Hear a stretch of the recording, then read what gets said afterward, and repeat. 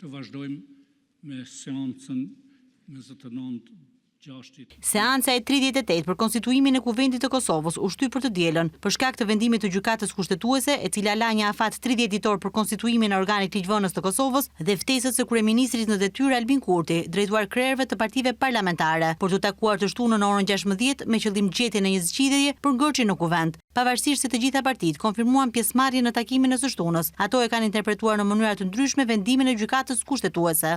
Gjykata nuk ka gjetur asnjë shkelje sa i përket votimit të fshet. Të gjitha ata që thonë se Avni Dehari e shkeli kushtetutën përmes votimit të fshet, unë mendoj që ata janë lexues të dobët të aktgjykimit të gjykatës kushtetuese. Ndërkohë, e propozuara e lëvizjes vetëvendosje për kryeparlamentare, Albulena Haxhiu, paralajmëroi se do të tërhiqet nga kandidimi, nëse me votim të fshehtë nuk arrin të marrë 61 votat e nevojshme.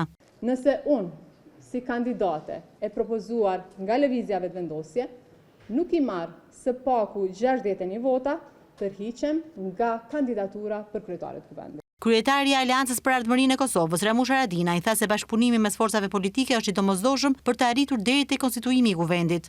E që theksohet është domosdoshmëria e bashkëpunimit në këtë rast, pra në rast të mungesës shumicës, e bashkëpunimit mes forcave politike.